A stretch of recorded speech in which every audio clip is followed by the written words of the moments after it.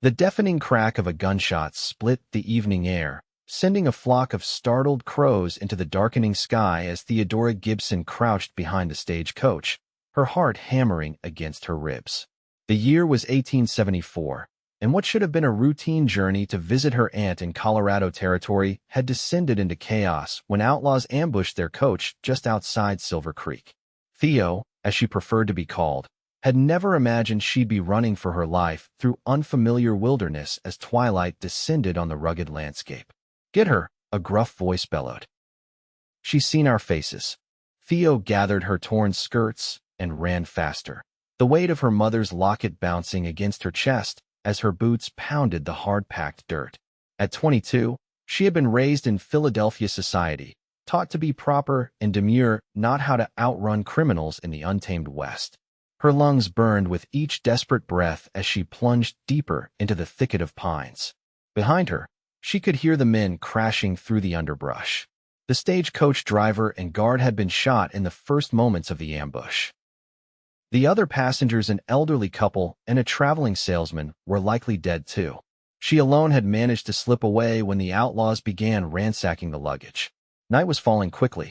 Theo stumbled over a root and fell hard, biting back a cry of pain as her palms and knees scraped against rocky ground. She scrambled to her feet, disoriented and terrified. The voices of the pursuers seemed to come from all directions now. A rough hand suddenly clamped over her mouth. Theo tried to scream, but the sound died in her throat as she was dragged backward against a solid chest. "Quiet," a low voice commanded in her ear. "They'll hear you." Theo struggled against the iron grip until the stranger whispered, "I'm trying to help you, miss. Those are Decker gang men. They don't leave witnesses." Something in his tone, urgent but steady, made her stop fighting. The stranger pulled her deeper into a dense thicket, one hand still covering her mouth, the other arm wrapped firmly around her waist. They crouched together as footsteps and angry voices approached. "She couldn't have gotten far," one man growled. "Fan out. Check behind those rocks." Theo held her breath, her body trembling against her rescuer. He remained perfectly still, a solid presence at her back. After what seemed an eternity, the footsteps receded. "They're heading south," the stranger murmured, finally removing his hand from her mouth. "We need to move in the opposite direction. Can you walk?" Theo turned to face him for the first time. In the fading light, she could make out a strong jawline shadowed with stubble and eyes that seemed to assess her carefully. He wore a dusty, wide-brimmed hat, and a bandana hung loosely around his neck. "Yes," she whispered. "I can walk." "Good. I'm Wade Xanders," he said, helping her to her feet. "My camp is about an hour north of here. We need to reach it before full dark." "Theodora Gibson," she replied automatically, her society manners incongruously asserting themselves even as her life hung in the balance. "But everyone calls me Theo." Wade nodded once, his expression unreadable in the deepening shadows. "Stay close, Theo. Step where I step. Make as little noise as possible." They moved through the wilderness with Wade leading the way, his steps sure despite the diminishing light.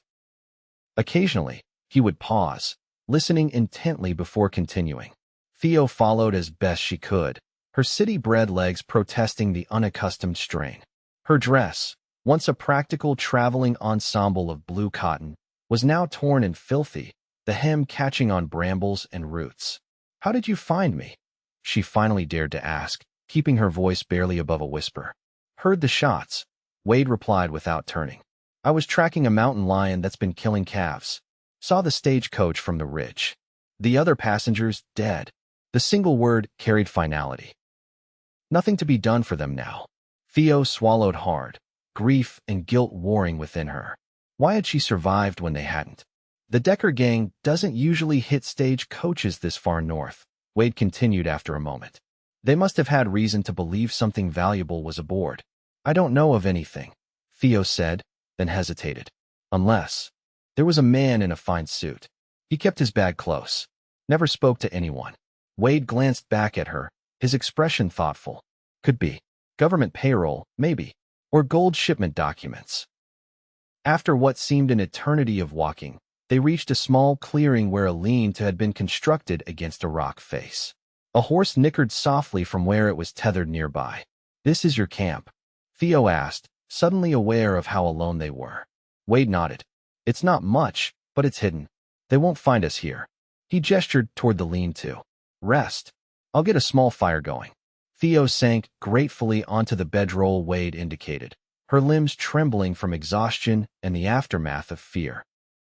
She watched as he efficiently gathered kindling and built a fire so small it gave almost no light, just enough warmth to cut the evening chill. Are you a lawman? She asked as he settled on the other side of the tiny flames. A ghost of a smile crossed his face.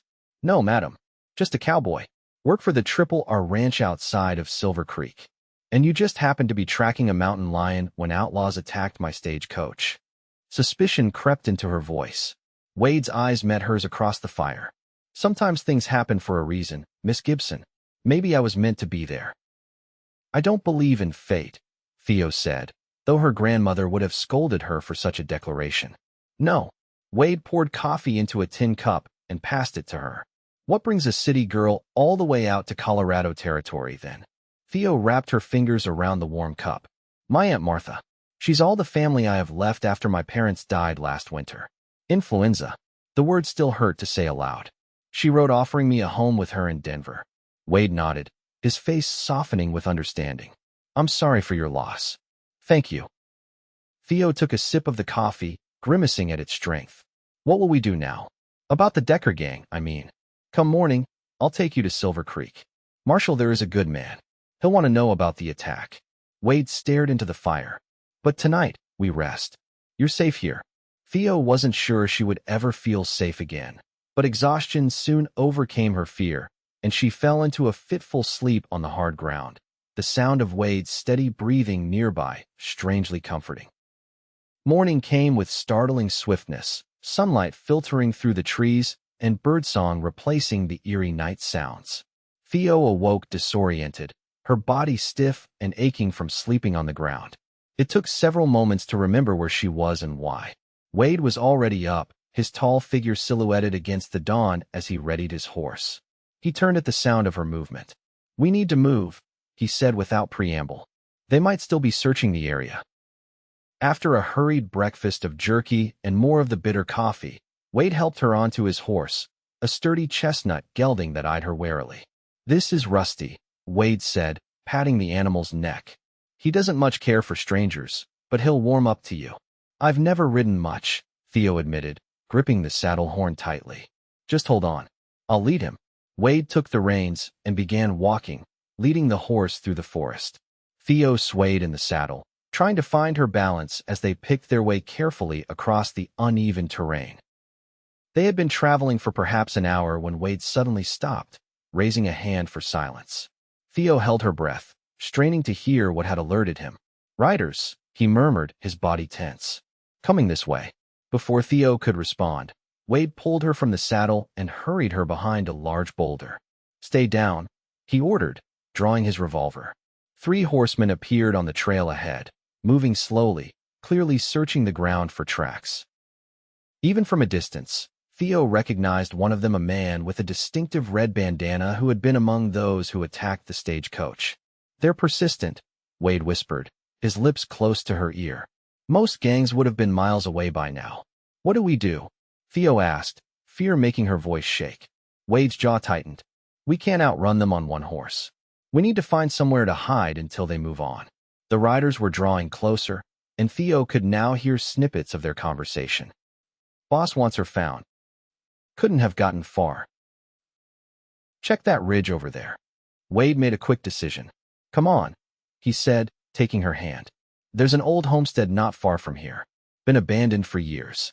They moved swiftly through the trees, away from the trail, Rusty following obediently as Wade led him by the reins.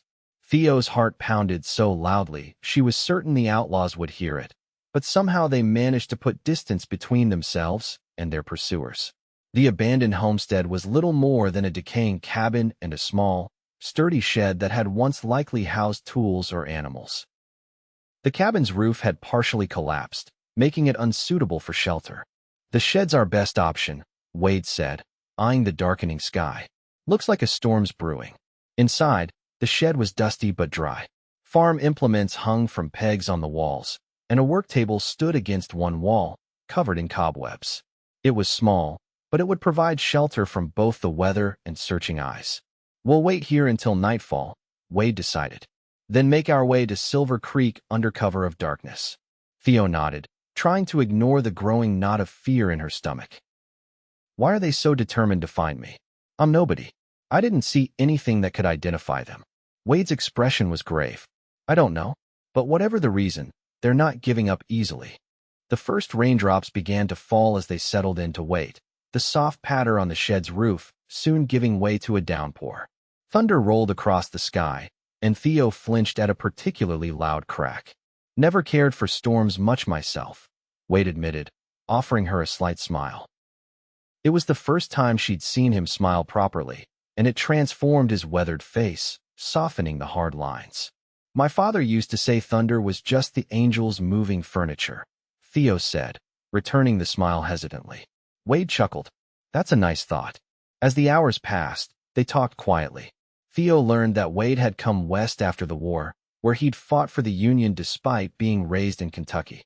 He'd worked as a cowhand on various ranches before settling at the Triple, 5 years ago. "What about you?" he asked. "What was your life like back east?"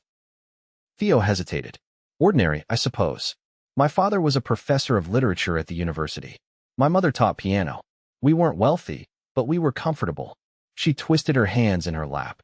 "After they died, the house had to be sold to pay debts I didn't know existed. There was nothing left."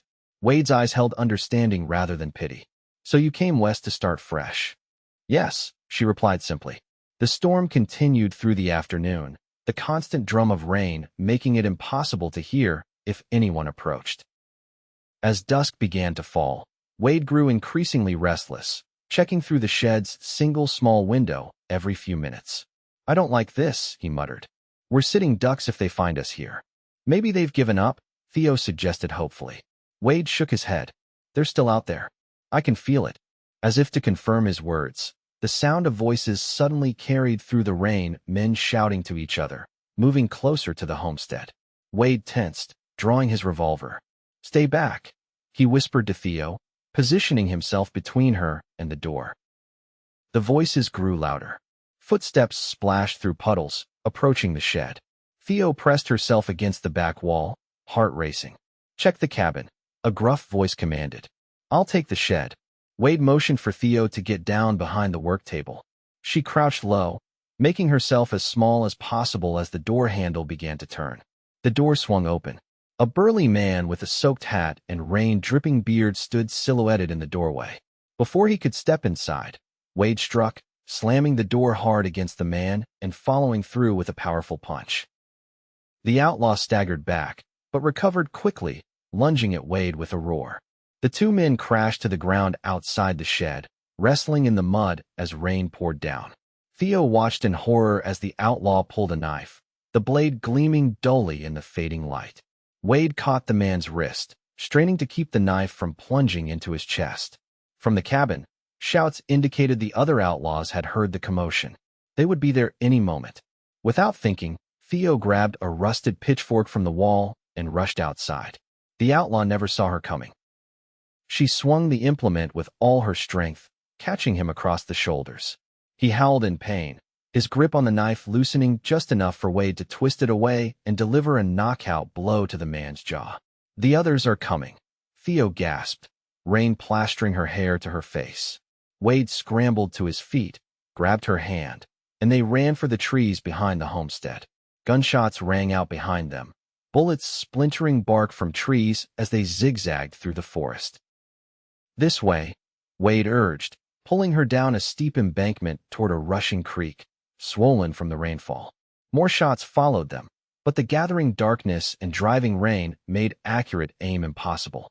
They splashed across the shallow edge of the creek, using it to hide their tracks, then continued through the woods until the sounds of pursuit faded. Only when Wade was certain they weren't being followed did he allow them to stop, both of them collapsing against a fallen log, soaked to the skin and breathing hard. "That was close," Wade panted, checking his revolver to ensure it hadn't gotten too wet to fire. "Too close," Theo agreed, shivering in her sodden clothes. Wade glanced at her with new respect. You saved my life back there. That was brave. I wasn't thinking about being brave, she admitted. I just couldn't let him hurt you. Their eyes met in the gloom, and something passed between them, an understanding, perhaps, or the beginning of something more. Then Wade looked away. All business once more. We need to find shelter for the night. It's too dangerous to travel in this weather, especially with those men still out there. They eventually found refuge in a shallow cave, little more than an overhang really, but it offered protection from the rain. Wade managed to start a small fire using dry kindling he found at the back of the cave and matches he kept in a waterproof pouch. Theo huddled near the flames, trying to stop shivering as her clothes steamed in the heat. Wade removed his jacket and outer shirt, spreading them near the fire to dry. In his undershirt, Theo could see the outline of his muscular frame, hardened by years of physical labor. She quickly averted her eyes, embarrassed by the direction of her thoughts.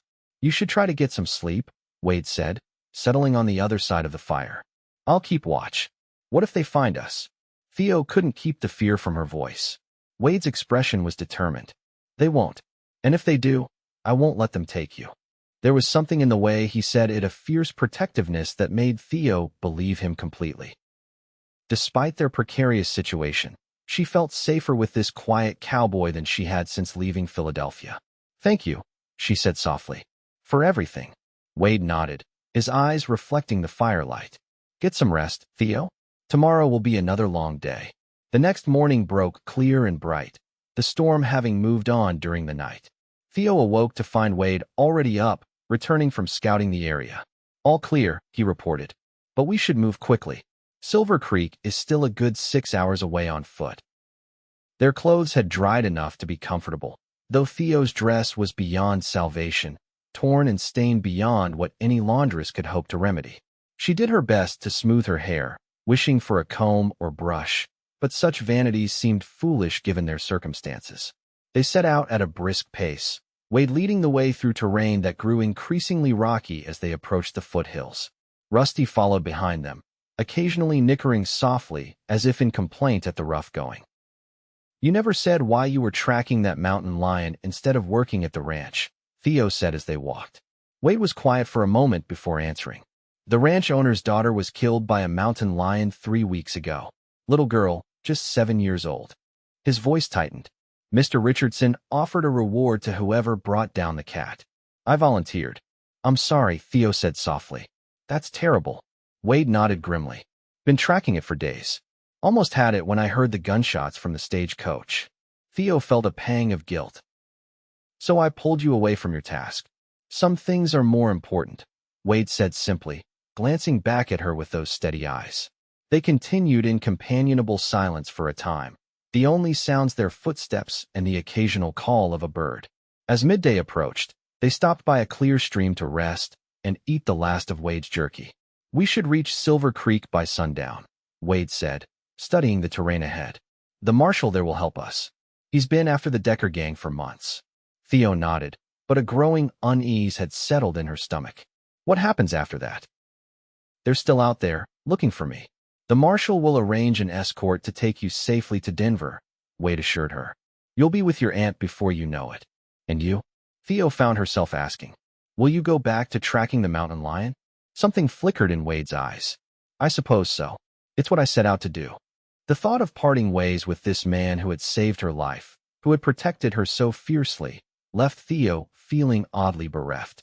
In just 2 days, Wade Xanders had become important to her in ways she couldn't fully articulate. They were preparing to continue their journey when Wade suddenly tensed, his hand going to his gun. Someone's coming, he whispered, pulling Theo behind a large boulder. Hoofbeats approached, the sound of several horses moving at an unhurried pace. Wade peered cautiously around the edge of the rock. Army patrol, he said with evident relief, standing and waving to get their attention. The patrol consisted of 6 soldiers led by a stern-faced lieutenant who introduced himself as Lieutenant Parker.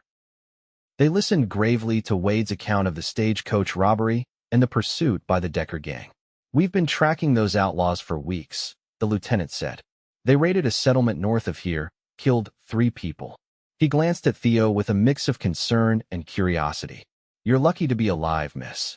Thanks to Mr. Xanders, Theo said firmly. The lieutenant nodded. We'll escort you both to Silver Creek. You'll be safer with us. One of the soldiers gave up his horse for Theo, while Wade rode double with another. They made good time, arriving in Silver Creek as the sun began its descent toward the western mountains. Silver Creek was larger than Theo had expected, a bustling town with a main street lined with businesses, a church steeple visible above the rooftops, and the constant movement of people and horses. After days in the wilderness being hunted, the normality of the town scene was almost overwhelming. The marshal, a graying man named Everett with sharp eyes and a no-nonsense demeanor, listened to their story with growing interest. The Decker gang doesn't usually care about witnesses this much, he said, rubbing his chin thoughtfully. There must be more to it. He looked directly at Theo. Think carefully, Miss Gibson. Did you see or hear anything unusual during the journey? Anything at all that might explain their determination to find you? Theo frowned, trying to recall every detail of the fateful journey. The man with the bag, the one in the fine suit, he was nervous the entire trip. Kept looking out the window, clutching his bag. She paused, a memory surfacing. Just before the attack, he tried to give me something. Reached into his jacket pocket, but then the shooting started. Marshal Everett exchanged a significant look with Lieutenant Parker. Could be he was carrying something important. Something the Deckers wanted badly enough to risk attacking a stagecoach in broad daylight. But I don't have anything, Theo protested. He never gave me anything.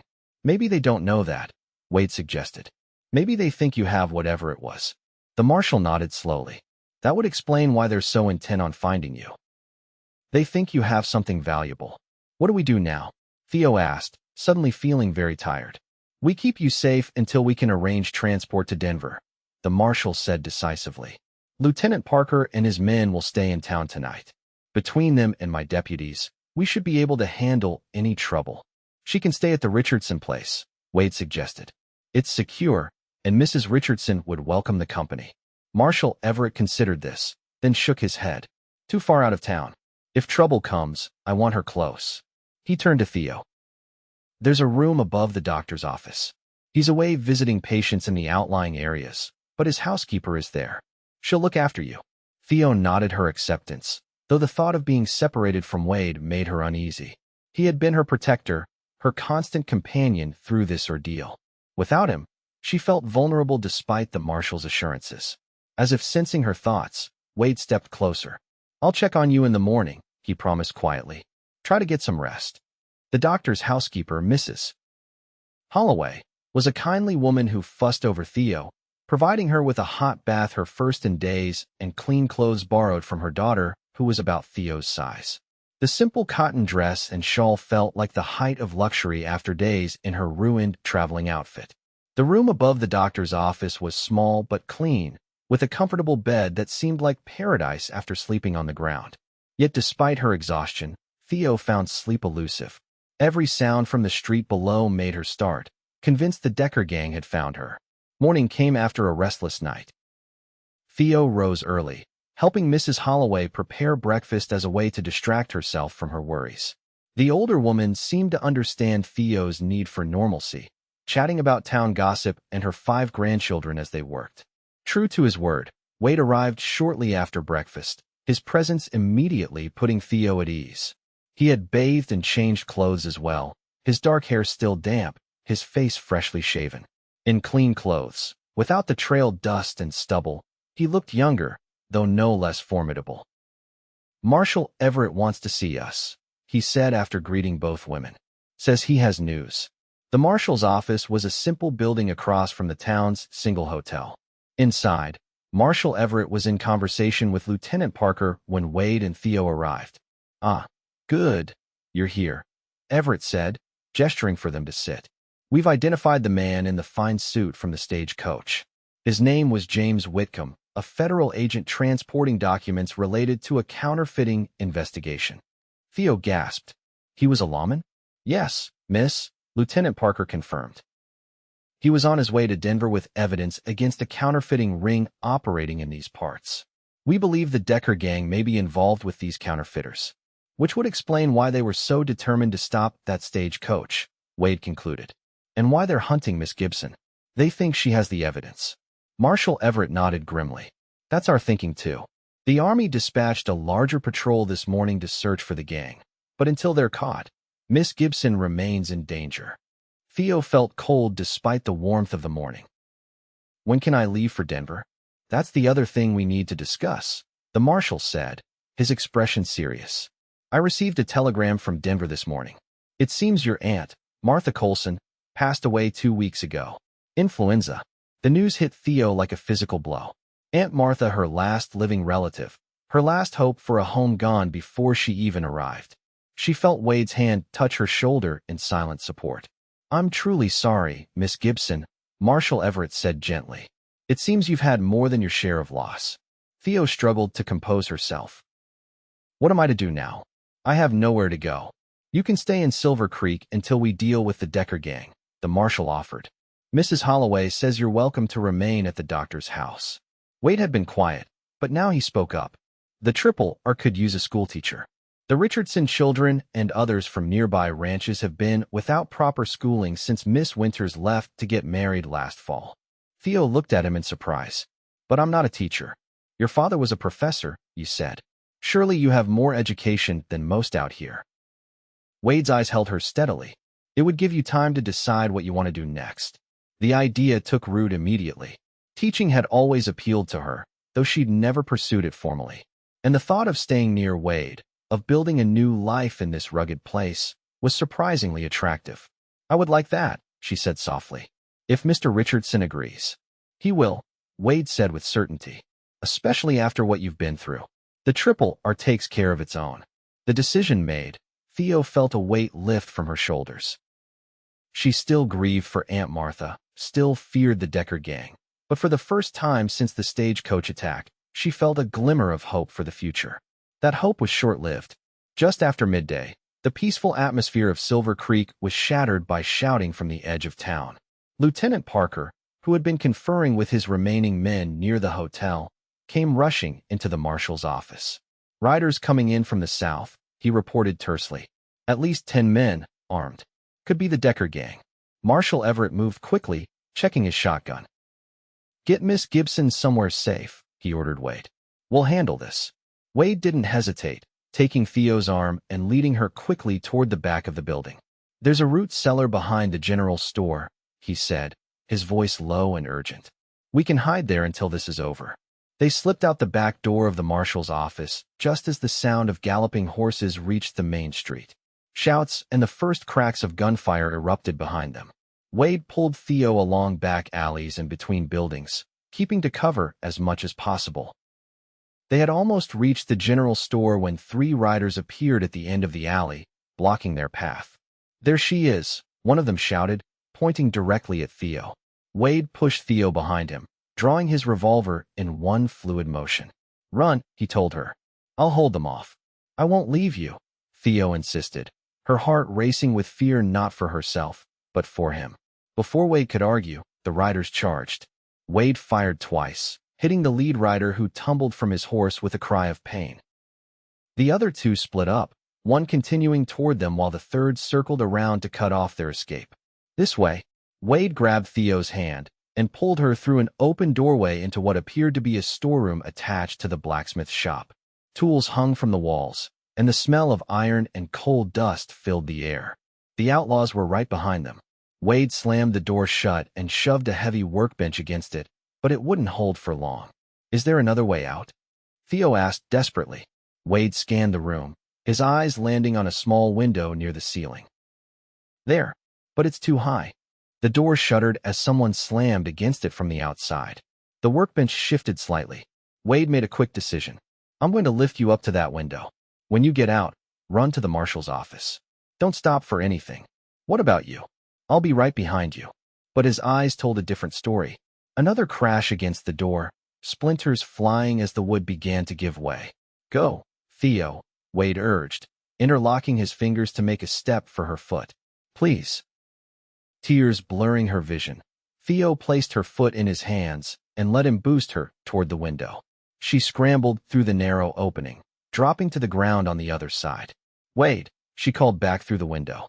Run, was his only response, followed by the sound of the door finally giving way and the report of gunfire. Torn between following his instructions and going back to help, Theo hesitated just long enough to see Wade grappling with one of the outlaws through the window. Then another man appeared, raising his gun, and Theo ran. The streets of Silver Creek had become a battleground. The Army Patrol and Marshal Everett's deputies were engaged with the Decker gang in a running gun battle that spanned the length of the main street. Civilians had taken cover wherever they could find it. Theo darted from building to building, trying to reach the marshal's office without being seen. She was nearly there when a rough hand grabbed her arm, yanking her into an alleyway. "Gotcha," growled a bearded man she recognized as one of the stagecoach attackers. "Boss wants to have a word with you, Missy." Theo struggled against his grip. "Let me go? I don't have what you want." "We'll see about that," the man sneered, dragging her toward a waiting horse. A shot rang out, and the outlaw staggered, his grip on Theo loosening. She pulled free as he collapsed to the ground. Looking up, she saw Wade at the entrance to the alley, his revolver still raised, blood staining his left sleeve. "Wade," she cried, rushing to him. "Are you hurt?" he demanded, his eyes quickly scanning her for injuries. "No, but you are." She reached for his injured arm, but he shook his head. "It's just a graze. We need to get somewhere safe." The gunfire in the main street had intensified. They could hear Marshal Everett shouting orders to his deputies, trying to coordinate their defense against the larger outlaw force. "This way," Wade said, leading Theo behind the row of buildings that lined the main street. They moved carefully, staying low and using the structures for cover. They had almost reached the doctor's office when Wade suddenly stopped, his body tensing. Ahead of them, a tall man with a shock of prematurely white hair stepped out from behind a water trough, a revolver in each hand. "That's far enough," the man said coldly. "I've been looking for you, Miss Gibson." Wade pushed Theo behind him. "You must be Decker." The man inclined his head slightly, a mocking gesture. "Wyatt Decker, at your service. And you're the cowboy who's been interfering in my business." His eyes narrowed. "Hand over the girl and the documents, and I might let you live." "I don't have any documents," Theo said from behind Wade's protective form. "The agent never gave me anything." Decker's expression hardened. "You're lying." "Whitcomb was seen trying to pass something to you moments before we attacked the coach." "He tried," Theo insisted, "but he never had the chance." Decker studied her face, clearly trying to determine if she was telling the truth. "Search her," he finally ordered, gesturing to someone behind them. Theo whirled to find another outlaw had crept up behind them.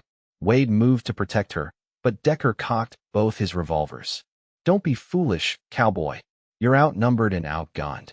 The outlaw roughly searched Theo, checking her pockets and even tearing at the seams of her borrowed dress. Finding nothing, he shook his head at Decker.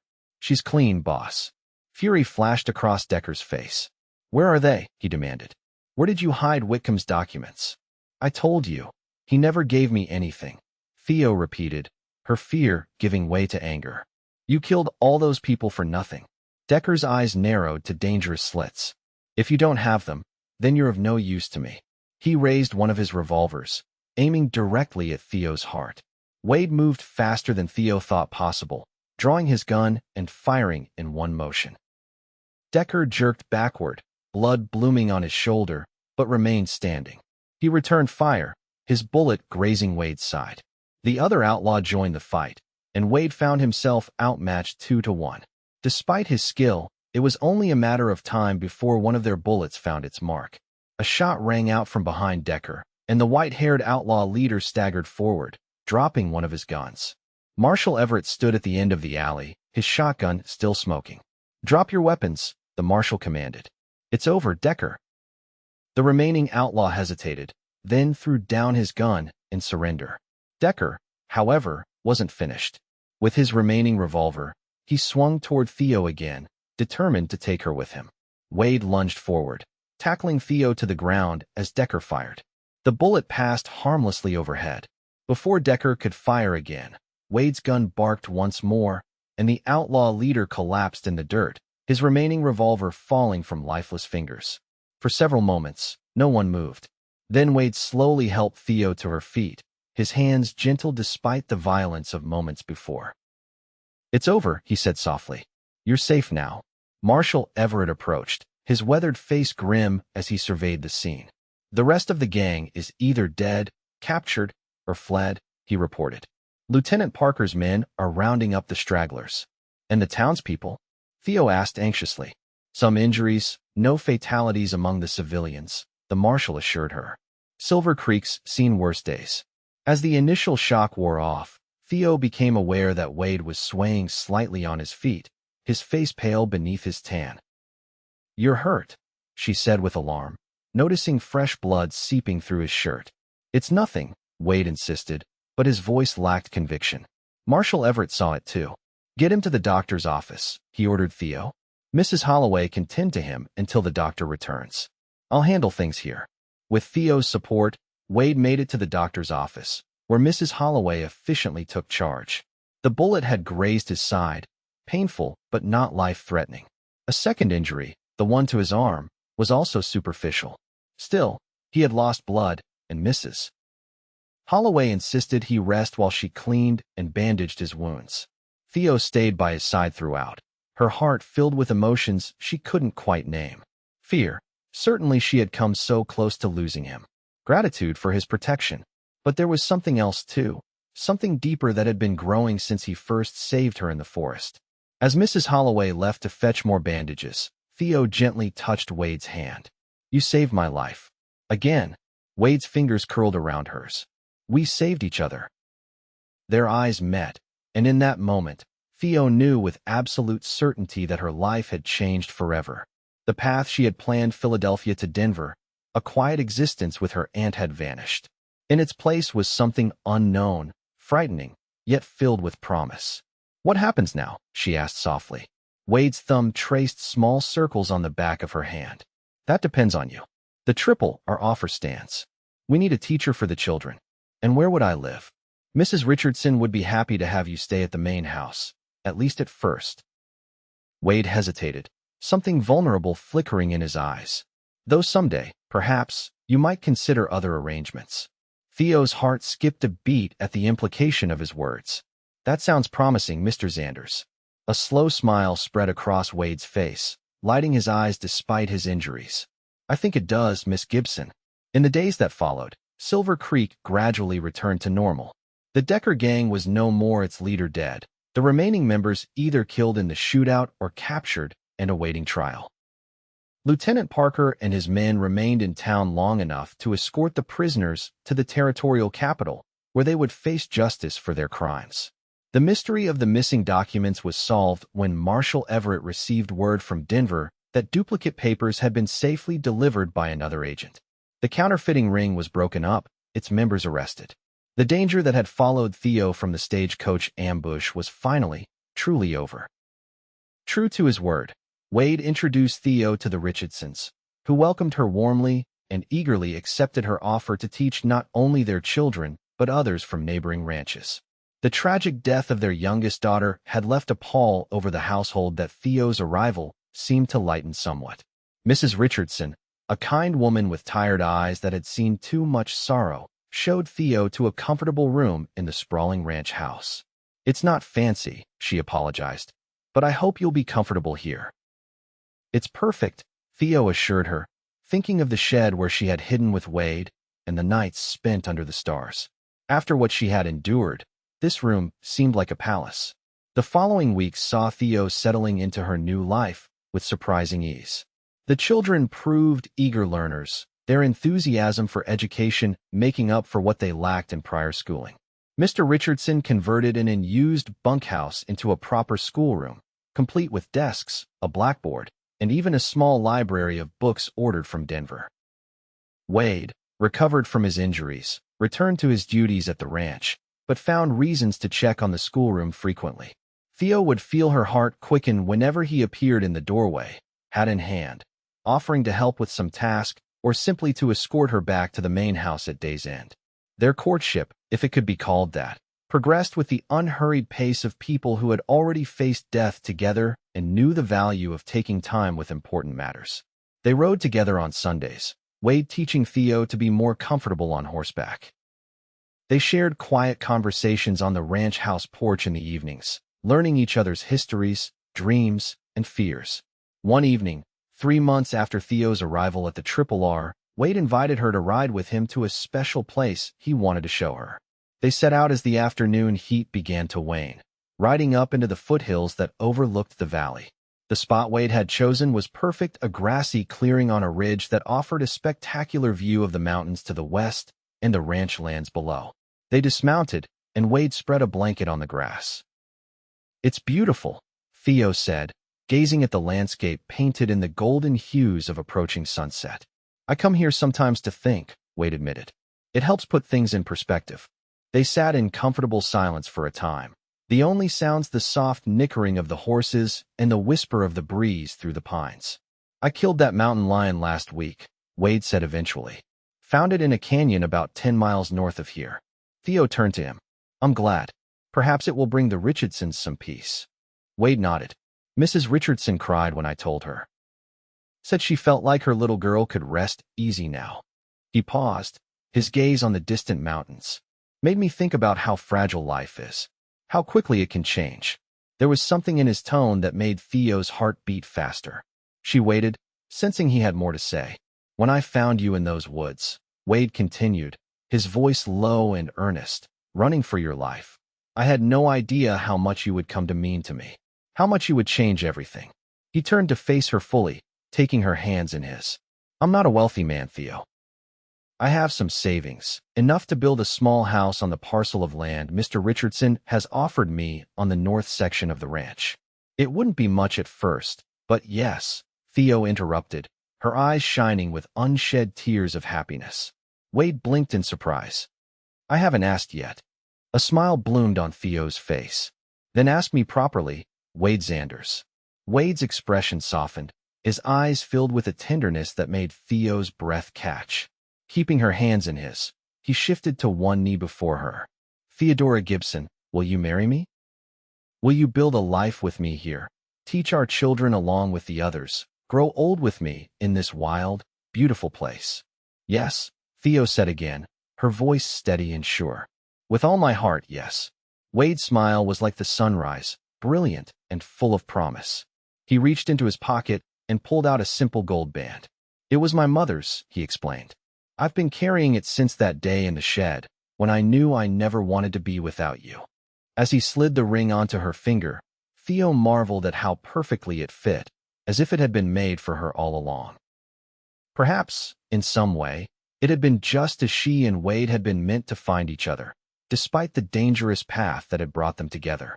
They were married a month later in Silver Creek's small church, with the Richardsons, Marshall Everett, Mrs. Holloway, and the schoolchildren in attendance. Theo wore a new dress of pale blue, ordered specially from Denver, and carried wildflowers gathered by her pupils that morning. Wade had indeed built a small house on his parcel of land, 2 rooms to start, with plans to expand as their family grew. It was simple but solid, with wide windows that let in light and showcased the beautiful landscape around them. On their wedding night, as they stood on the porch of their new home watching the stars emerge in the vast western sky, Wade wrapped his arms around Theo from behind, drawing her close against his chest. "Are you happy?" he murmured against her hair. Theo leaned back into his embrace, feeling the steady beat of his heart against her back. "Happier than I ever imagined possible." Wade turned her gently to face him, his expression serious despite the joy of the day. "When I found you in that forest, running for your life, I made a promise to myself that I would keep you safe. I intend to keep that promise for the rest of our lives." Theo reached up to touch his face, tracing the strong line of his jaw with gentle fingers. "You did more than keep me safe, Wade. You gave me a home when I had none. You gave me a future when mine had disappeared." His arms tightened around her. "We built that future together, Theo, and we'll keep building it, day by day." As his lips met hers in a tender kiss that quickly deepened with promise, Theo knew that the journey that had begun in terror, a stagecoach attack, days of hiding, the threat of the Decker gang, had led her exactly where she was meant to be.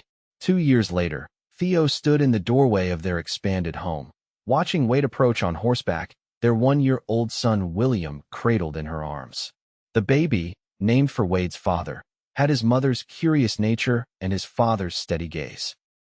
He reached out pudgy arms as Wade dismounted and strode toward them, his face breaking into the smile he reserved only for his family. "There's my boy," Wade said, taking William and tossing him gently in the air, eliciting delighted giggles. "And there's my beautiful wife." He leaned in to kiss Theo, his free arm wrapping around her waist. "How was your day?" Theo asked, leading the way inside where dinner waited on the table. She still taught at the ranch school 3 days a week, with Mrs. Richardson happily watching William on those days. The other days were devoted to their home and family. "Good," Wade replied, settling William in the high chair Theo's students' fathers had made as a gift. The new cattle arrived from Texas, healthier stock than I've seen in years. Their conversation flowed easily as they ate, discussing ranch business, Theo's students, plans for adding another room to the house before winter. It was an ordinary evening in many ways, yet Theo never took such moments for granted. After William was tucked into his bed, Theo and Wade sat on their porch as had become their custom, watching the stars emerge in the velvet sky. Wade's arm rested comfortably around Theo's shoulders, her head nestled against his chest. "I have something to tell you," Theo said softly, taking Wade's free hand and placing it gently against her abdomen. "We'll need that extra room sooner than we thought." Wade's eyes widened, then filled with joy as he understood her meaning. "Another baby? Are you sure?" Theo nodded, smiling at his reaction. "Dr. Peterson confirmed it yesterday. Come spring, William will have a little brother or sister." Wade gathered her close, his kiss conveying all the emotions words couldn't express. When they finally pulled apart, his eyes shone with unshed tears of happiness. "I never knew I could love this much," he confessed. "You, William, this new little one. Sometimes I wonder what I did to deserve such blessings." "You saved a frightened young woman running for her life," Theo reminded him, tracing his beloved face with gentle fingers. "You protected her, respected her, and loved her when she had nothing to offer but herself." Wade shook his head slightly. "You had everything to offer, Theo. Courage, intelligence, a heart big enough to build a new life in a strange place." He kissed her forehead. "Every day with you is a gift I never expected."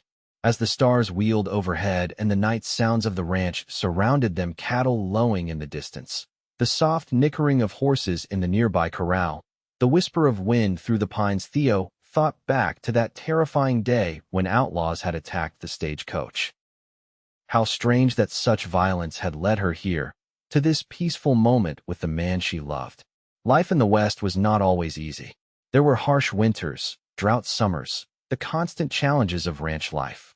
But there was beauty, too, in the vast landscapes, in the community they had built, in the family they were creating together. Theo's journey had begun in a Philadelphia drawing room, continued through terror in a forest and days hiding from danger, and led her finally to this porch, this man, this life she had never imagined but now couldn't imagine living without. "I love you, Wade Xanders," she whispered, the words simple but holding the depth of everything they had experienced together. Wade's arms tightened around her, his reply both an echo and a promise. "And I love you, Theodora Gibson, until the stars fall from the sky." In the quiet that followed, Theo thought of the frightened young woman she had been, locked in a shed and running for her life, and the moment when Wade had broken the latch and whispered, "You're free now." He couldn't have known then how true those words would prove to be, that in saving her life, he had given her the freedom to find her true self, her true home, her true love. As they sat together under the vast western sky, their growing family sleeping peacefully inside the home they had built together, Theo knew with absolute certainty that she had found a freedom and happiness greater than anything she could have imagined on that terrifying day when fate had thrown her into Wade's path. She was free now, indeed free to love, to build, to grow, to dream. Free to create a future alongside the man who had risked everything to save her, only to discover that in saving her, he had found his own salvation as well.